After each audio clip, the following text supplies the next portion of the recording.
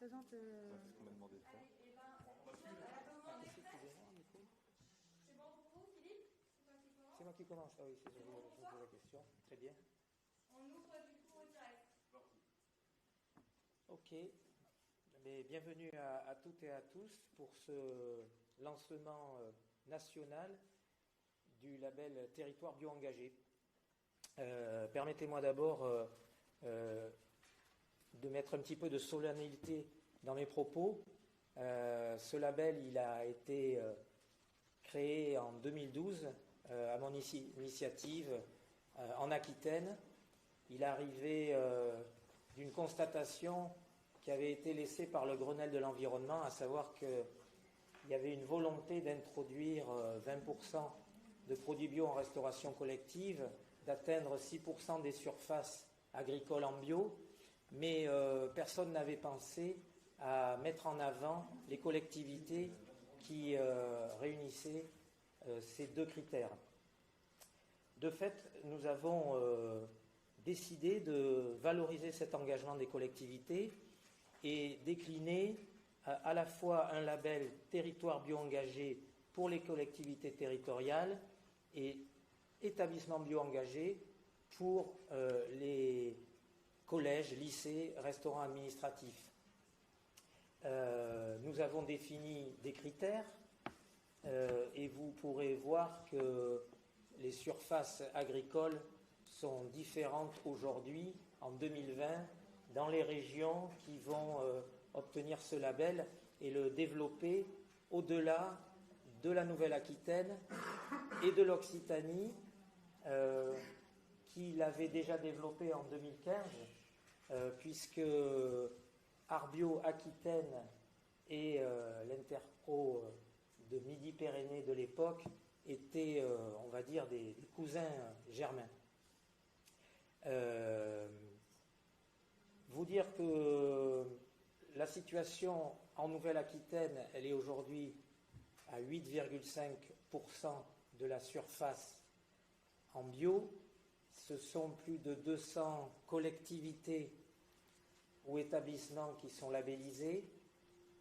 C'est un club des territoires bio-engagés et c'est à chaque fois la possibilité de rencontrer sur un territoire qui s'est agrandi avec la réforme territoriale de nouvelles personnes qui s'engagent aux côtés des producteurs. La volonté de territoire bio-engagé, c'est avant tout de mettre en avant une production évidemment bio, locale, au plus près de nos concitoyens. Et aujourd'hui, 8 ans après sa création, force est de constater que c'est une nouvelle marche que va prendre ce label en devenant national. Alors, évidemment, c'est ce qu'on espérait dans notre sud-ouest il y a 8 ans, mais on n'imaginait pas avoir un tel retour. Donc, je vais laisser maintenant la parole à l'Occitanie et je voudrais me féliciter qu'on soit tous autour de la table présents pour développer la bio une nouvelle fois, une bio que l'on souhaite tous équitable et solidaire. Merci.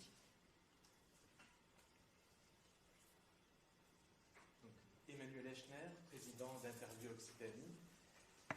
Nous avons décidé de proposer et de promouvoir le label Territoire Bio-Engagé en 2014, car il nous semblait essentiel de valoriser les initiatives et l'engagement des collectivités dans la bio auprès des habitants du territoire et des différents partenaires. En effet, la communication joue un rôle significatif de la valeur perçue, notamment auprès du grand public. Alors, nos critères d'attribution du label étaient les mêmes que ceux de Nouvelle-Aquitaine, dont nous étions partenaires, et nous sommes toujours partenaires, bien sûr, soit 6% de la surface agricole utile en bio et 20% de produits bio dans les restaurants collectifs, et ce jusqu'en décembre 2017.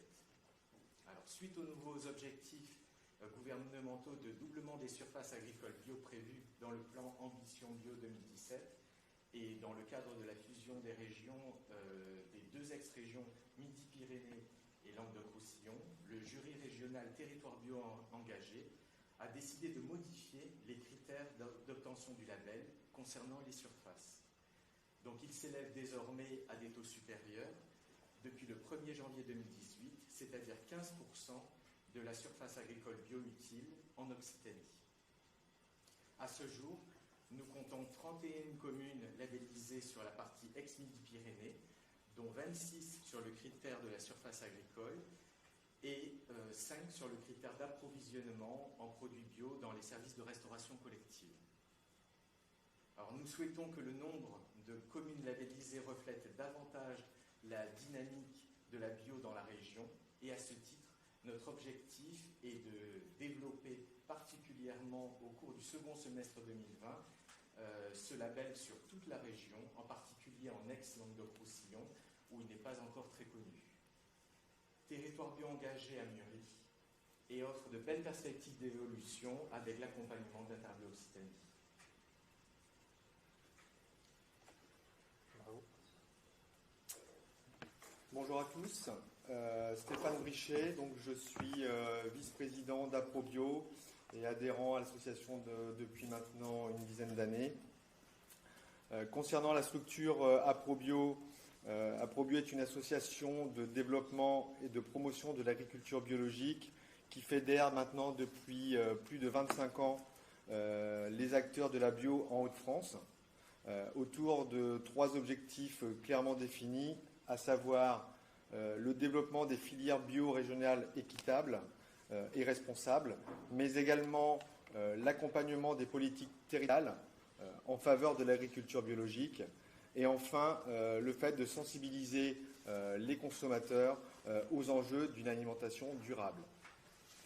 Pourquoi avoir demandé la consultation ? Tout d'abord, dans le cadre du plan de développement de l'agriculture bio en Hauts-de-France, APROBio accompagne maintenant depuis plusieurs années l'introduction de produits en restauration collective en collaboration avec les structures régionales en charge du développement de la production bio dans notre région.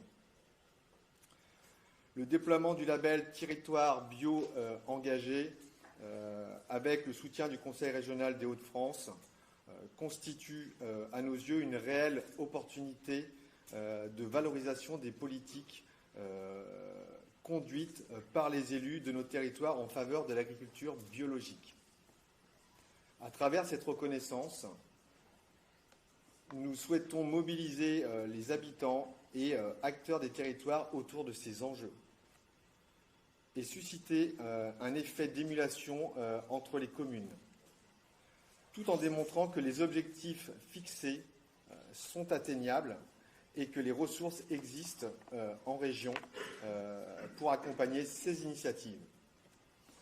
Enfin, concernant notre territoire, malgré une progression significative ces dernières années, notre région comptabilise en 2019 une surface agricole utile bio moyenne de 2%. Afin d'encourager les dynamiques, en ce sens, nous avons, pour cette première année de lancement du dispositif, fait le choix de labelliser sur ce critère les communes attestant de 6% de surface agricole utile bio minimum. Concernant la restauration collective, seules les collectivités locales pourront bénéficier du label cette année. Pour les établissements de gestion, dans un second temps.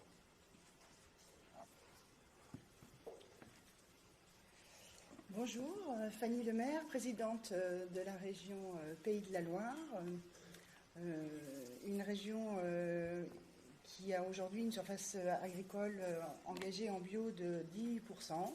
On va bientôt fêter notre 25e bougie, puisque nous sommes nés en 1996. Alors, l'Interbio Pays de la Loire est organisé avec une filière amont, avec les producteurs et chambres d'agriculture, avec une filière aval, distributeurs et transformateurs, et avec un collège citoyen grâce à des associations de consommateurs. Ce qui veut dire que nous avons une communication sur toute la filière. Le projet de territoire bio engagé pour nous qui sommes les Pays de la Loire, le berceau historique de l'agriculture biologique, bien sûr, ça nous a semblé une évidence. Et puis en parfaite cohérence avec le Grenelle et avec bien sûr Ambition Bio.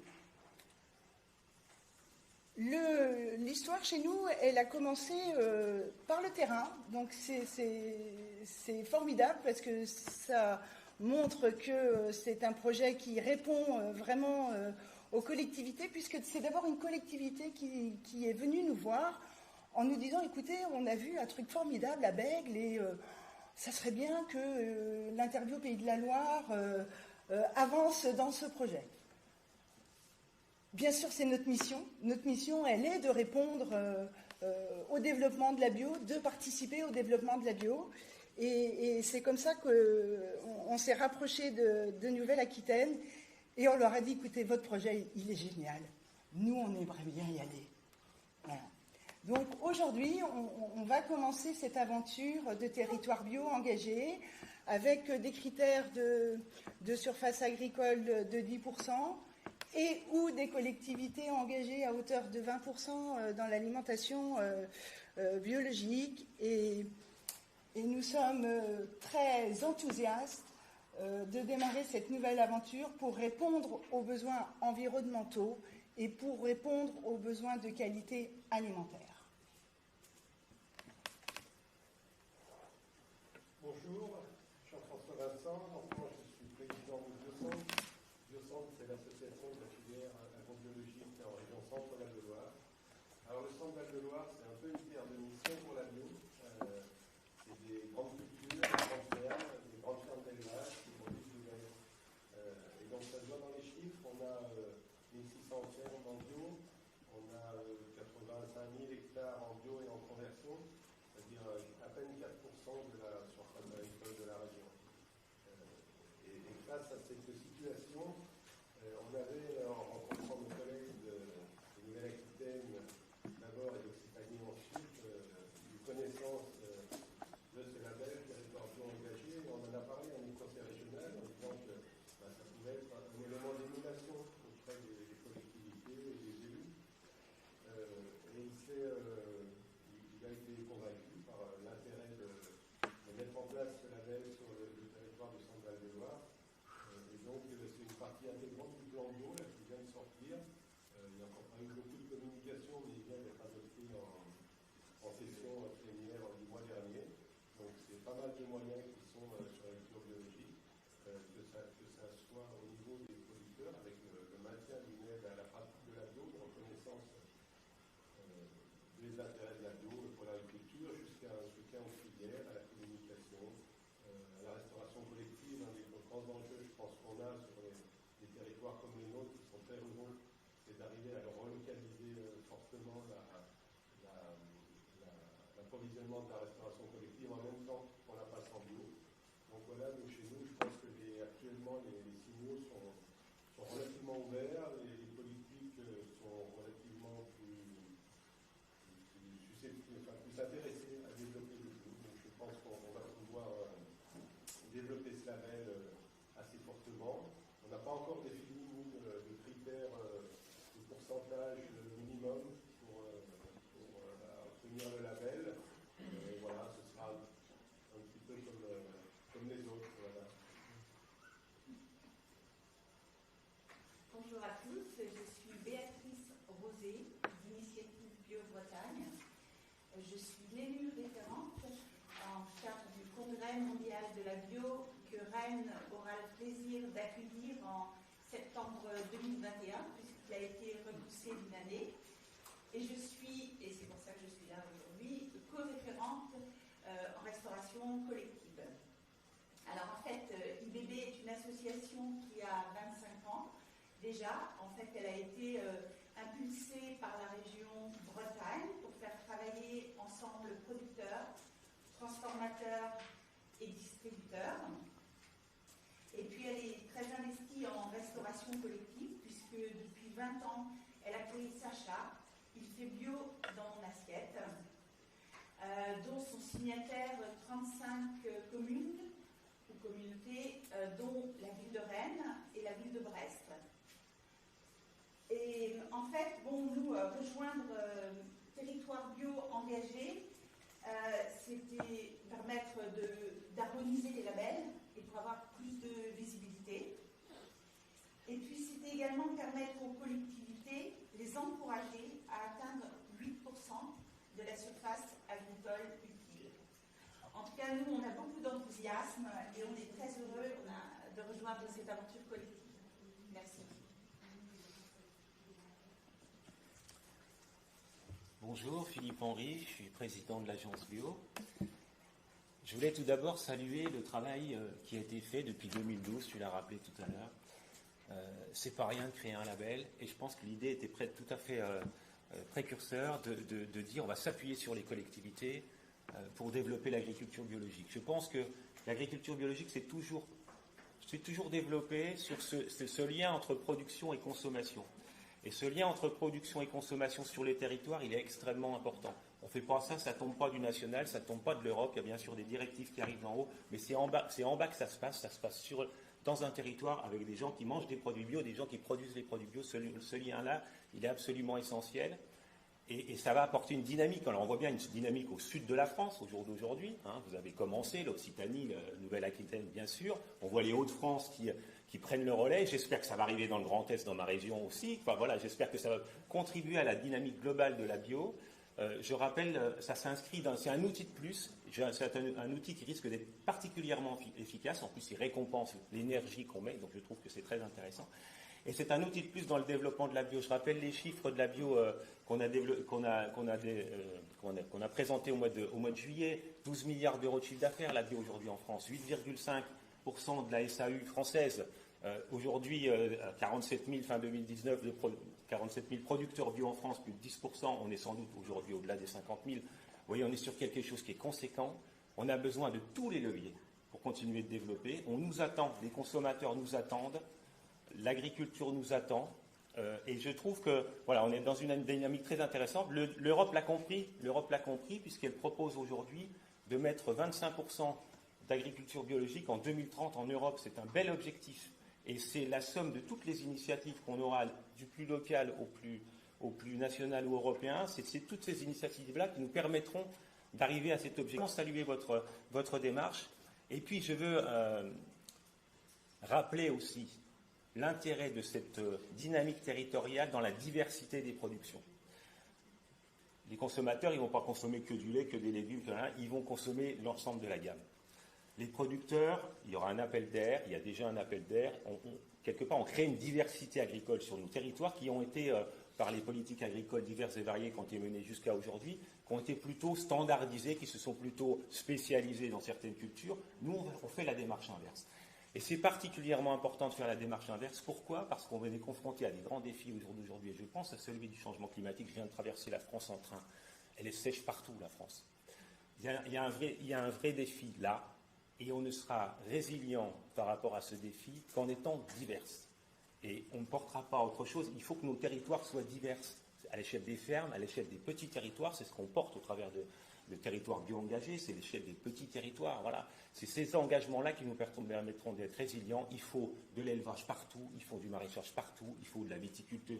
Bientôt, on pourra faire de la viticulture partout en France. En bref, il faut diversifier partout nos productions. C'est la condition sine qua non, à mon sens, pour que nous soyons résilients. Donc bravo à vos initiatives. On valorisera cette initiative au travers du Salon des maires qui a lieu fin novembre. Et donc, vous êtes des invités donc sur ce salon-là et on va évidemment promouvoir ce label Territoire Bio Engagé à l'occasion de ce Salon des maires, mais on le fera aussi au travers de toutes nos actions de communication à l'Agence Bio, de façon à ce que cette initiative, qui est encore une fois remarquable, puisse être valorisée et puis puisse se répandre dans toute la France et sur tous les territoires.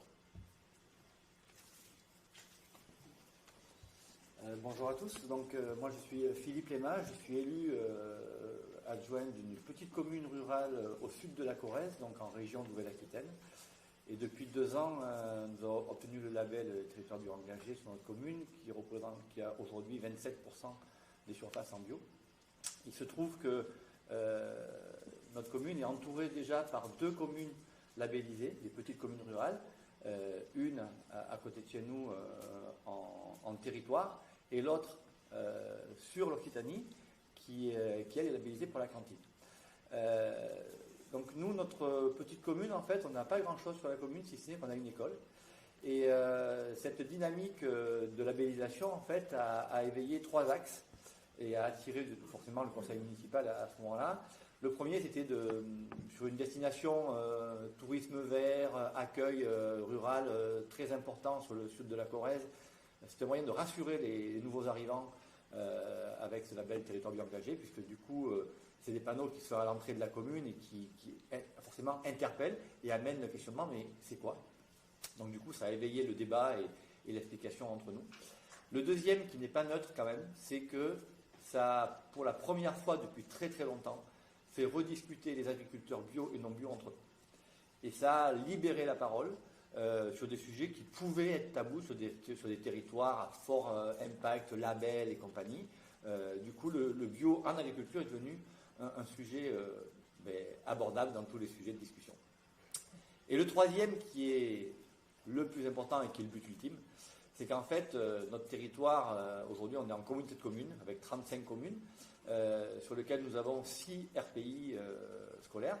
Et il se trouve que ces RPI sont alimentés pour les repas des enfants par les 3 collèges des ex-cantons. Et aujourd'hui, avec les nouvelles équipes municipales, on est sur 8 communes qui sont en questionnement sur labelliser leur commune au titre du territoire, pour pouvoir être force de proposition et amener le débat au niveau du conseil communautaire sur l'alimentation, avec éventuellement un PAT et le passage des cantines à au moins 20%, comme on nous oblige, mais à plus. Et du coup, si on arrive par le conseil communautaire à amener ce débat-là sur la cantine des collèges qui fera pour les cantines, ça sera aussi une démarche pour favoriser le développement de la cantine du collège et de l'EHPAD des 3 cantons. Donc voilà, c'est un label qui met un focus, qui met en lumière une initiative et qui surtout libère la parole et crée un engouement sur des gens qui n'y auraient pas pensé auparavant. Donc nous, on est ravis de ce label. Franchement, en 2 ans, on n'imaginait pas qu'on puisse avoir autant de retours positifs grâce à ça. Merci de ce témoignage et merci à vous toutes et tous. On se souviendra du 3 septembre 2020. Ce label territoire bio engagé s'étend au niveau national. Et comme tu viens de le dire, Philippe, la différence également entre des territoires ruraux et des territoires urbains, eh bien, ce label, il réunit tout le monde. Et c'est aussi son intérêt. Voilà. Je vous invite maintenant à nous poser des questions. Et voilà, si on n'a pas été assez au complet, on est là pour y répondre. Donc je vais poser la première question. Si je suis intéressée en tant que collectivité ou citoyen ou agriculteur d'une commune pour que ma commune soit labellisée, comment je fais? Enfin, je m'adresse à qui? Est-ce que vous avez une référence, un site internet? Enfin voilà, parce que vous êtes nombreux autour de la table. Voilà. Donc il y a effectivement un site internet sur lequel on peut aller télécharger une demande en ligne, et après on va être contacté par une personne de l'administration qui va instruire le dossier et qui va vous demander exactement les pièces justificatives, parce que ce n'est pas un engagement moral, il y a véritablement des pièces justificatives à produire, que ce soit pour la partie des surfaces ou pour la partie d'introduction en restauration collective, puisqu'on parle là de chiffres et d'euros par assiette. Alors, pour les réfractaires à l'Internet ou d'autres moyens de communication, bien sûr, les interviews régionales ici présentes seront vos relais. Il y a des chargés de mission terroir bio engagés qui ont été nommés au sein de chacune des interprofessions, des associations interprofessionnelles. Et voilà, c'était pour apporter ce petit complément. Question ? Est-ce que vous pourriez rappeler en synthèse les conditions d'obtention du label, s'il vous plaît ? Alors, les critères sont différents selon les régions, comme on l'a vu. Les critères principaux c'est un critère sur la surface, un critère sur l'introduction des produits bio. Donc dans le dossier qui est à remplir, il faut effectivement présenter toute sa comptabilité matière pour la partie restauration collective, ainsi que les différents certificats et les fournisseurs pour prouver effectivement. Alors, pour participer, pour présider le comité d'agrément sur la Nouvelle-Aquitaine, il est évident que nous avons eu de rares cas d'engagement sur l'honneur, comme quoi les produits étaient bio. On a eu aussi des factures qui prouvaient qu'ils étaient achetés localement. Ça permet, dans ces cas-là, de rappeler à chacun que la bio est un signe officiel de qualité, qu'elle est régie par un règlement, que tout le monde est certifié et contrôlé, et que de fait, c'est non opposable vis-à-vis de problématiques qui pouvaient être posées. Il y a également, à cette occasion, sur la restauration collective, un intérêt qui est que souvent les parents d'élèves sont présents autour de la table et se posent les questions à la place du politique. Le politique, il est là souvent pour influencer la volonté d'introduire des produits bio et locaux, mais c'est également à la fois le personnel qui travaille pour produire le repas à la cantine et les parents d'élèves qui sont dans les conseils qui sont les garants. Nous avons également ce que nous avons appelé les fourchettes, c'est-à-dire qu'en 8 ans, bien évidemment, on est passé d'un taux d'introduction différent. Et ça a été un petit peu la course à l'échalote bio, d'essayer de monter au plus haut dans l'introduction des produits bio. Et lorsque un jour nous avons remis un label à une commune qui se targuait d'être au-delà des 50% d'introduction de produits bio, on s'est dit c'est vrai que vous êtes dans la même classe que ceux qui ont obtenu 20%, mais vous avez mis une volonté accrue. Donc nous avons mis des critères avec des échelles, une fourchette, 2 fourchettes, 3 fourchettes, selon son degré d'introduction. Nous avons également une notion de localité, c'est-à-dire que dans vos régions, au-delà de 50% d'introduction de produits bio régionaux, il y a aussi une mention supplémentaire.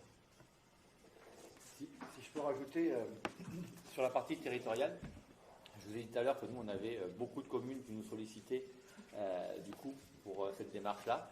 Et ce qui est très important dans l'explication, parce qu'il y en a qui me disent « ouais, mais je suis pas loin du taux, je voudrais bien y rentrer, etc. » Et en fait, c'est ce qui explique aussi la différence des taux entre les régions, c'est que pour que ce label il va y dire quelque chose, il faut qu'il soit significativement au-dessus de la moyenne locale ou régionale. Et ça, il y a beaucoup de collectivités qui, a priori, ne le comprennent pas. Quand on leur explique forcément, ils y viennent. Mais cette différence, en fait, entre le taux pour être labellisé et la moyenne régionale est très importante pour que ce label veuille dire quelque chose. Oui, moi j'avais une question. On sort des élections municipales avec des programmes qui ont vraiment mis l'accent sur la volonté d'aller vers plus de bio en restauration scolaire. Mais évidemment, certaines collectivités sont bien en dessous, donc des objectifs qui sont fixés par la loi Egalim de 20% en janvier 2022. Mais comment faire pour ces collectivités? Est-ce que vous proposez des accompagnements les uns les autres pour aller justement vers ces 20% de produits bio en restauration collective, puisque c'est la loi? Et puis par rapport aux objectifs de surface en bio, là aussi sur le volet plus agricole, est-ce que vous avez les uns et les autres mis en place des accompagnements possibles? Je peux répondre pour la région Centre-Val de Loire et pour le centre. On a mis en place un service alimentation, en fait, restauration collective. On a embauché un cuisinier de collège qui avait, lui, dans son collège, atteint 80% de bio et local. Voilà, donc c'est quelqu'un expert tout à fait, de manière à pouvoir conseiller ses collègues dans l'introduction de produits bio. C'est vrai que la difficulté qu'on rencontre au niveau de la restauration collective, c'est à la fois l'accord du cuisinier, mais aussi du gestionnaire. Il faut que, voilà, et s'il y en a un qui manque ou n'a pas d'accord, souvent, c'est l'échec assuré. Donc, d'avoir quelqu'un de professionnel qui puisse accompagner les gens qui sont chargés de le faire, quoi, avec quelque chose d'important. Il ne suffit pas souvent de penser que on va remplacer tel produit, on va le prendre en bio et puis ça ira bien comme ça. C'est pareil, c'est l'échec assuré. Donc il y a quelque part travailler sur la durabilité de ce qu'on fait, c'est vraiment important. On a appris nos échecs, je pense que tout le monde a envie de connaître un peu ça. Et donc sécuriser ces parcours d'introduction de produits bio, quelquefois il vaut mieux savoir aller plus doucement, mais vraiment que ce qui est mis en place, ce soit reproductible, même si les équipes changent, quoi, même si les responsables changent. Quant à l'appui technique, en fait, c'est ça, en fait, si on veut convertir, il faut derrière aussi arriver à changer les systèmes agricoles. Donc nous, on a des techniciens au niveau de 200. Hein.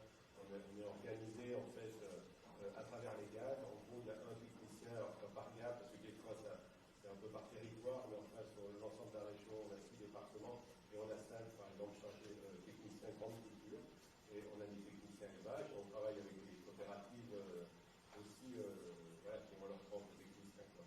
Donc l'accompagnement, c'est extrêmement important pour la bio. On le voit, si on n'arrive pas à sécuriser le système, donc en fait, c'est pareil pour les producteurs ou pour les restaurants scolaires. Voilà, si on ne sécurise pas, le moindre aléa fait que ça peut s'arrêter. Alors je rajouterais que il nous est arrivé de labelliser des collectivités par la surface. Il est évident qu'une collectivité n'y est souvent pas pour grand-chose si au sein de sa commune ou de son intercommunalité, des agriculteurs ont fait le choix de la bio. Dans ces cas-là, on a signé bien souvent des chartes d'accompagnement à l'introduction de produits bio en restauration collective. Et sur la seconde phase, après l'accompagnement des techniciens d'Interbio, on est revenu pour labelliser ces communes. Et très souvent, l'édile fait le constat de me dire, bon, la surface, c'était possible parce qu'on est très rural, mais sur l'introduction dans la restauration collective, ça va être compliqué. Et là, je démine en disant, il n'y a rien de compliqué, il faut juste qu'on vous accompagne.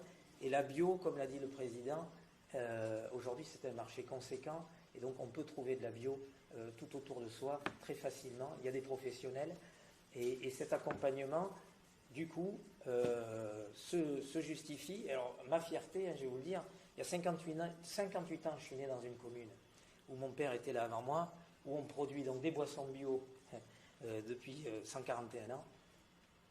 Je n'ai cessé de dire en 8 ans, la cuisine centrale, vous devriez quand même la labelliser, au moins tant que je suis président, ça me fera plaisir de venir vous porter ce label.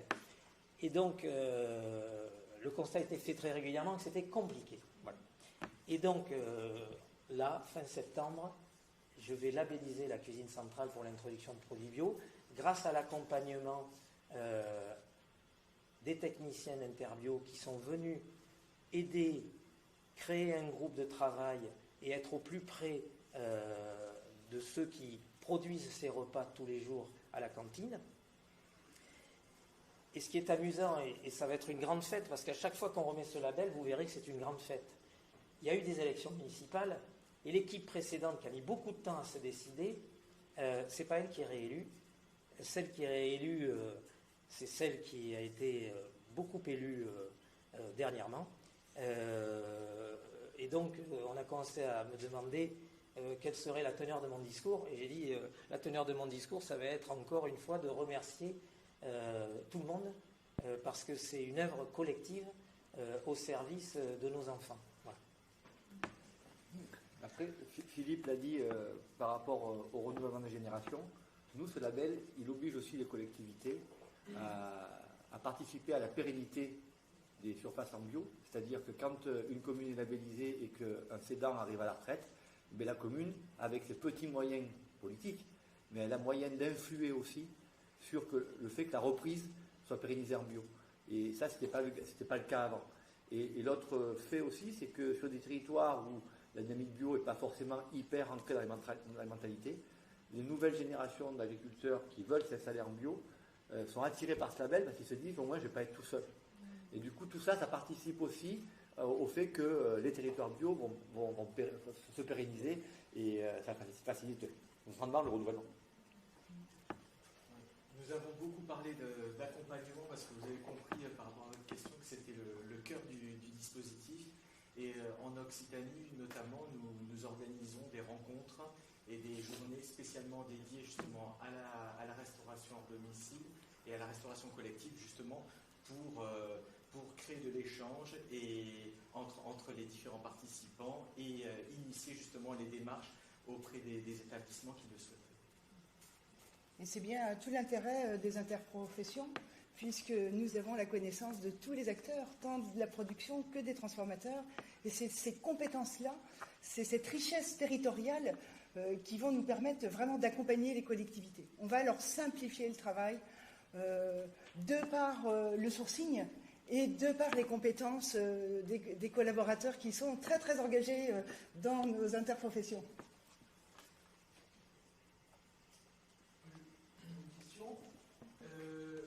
Du développement du label, et est-ce qu'une commune qui n'est pas issue des régions qui ont signé un contrat de partenariat peut prétendre au label où elle doit se référer à sa région? Est-ce que vous avez des possibilités sur ce type de questions? Aujourd'hui, si je ne me trompe pas, il faut être dans l'une des régions pour être accompagné par l'Interpro. C'est ça, hein. Parce qu'on concède le label aux interpros qui sont autour de la table. Si quelqu'un à qui on ne l'a pas concédé l'utilise, on fera valoir nos droits sur une éventuelle contrefaçon. Par contre, ils peuvent aller sur le site dédié à territoire bio-engagé pour se signaler et ça permettra de mettre à ce moment-là un référent sur ces nouvelles régions. Il est évident que on a vu que la bio se développait également dans les DOM. Il faut que ce label il soit sur tout le territoire français. Et les beaux projets et les belles volontés font que peut-être que ces régions qui n'ont pas encore d'interpro, eh bien, ça sera l'occasion pour eux d'y aller. Voilà.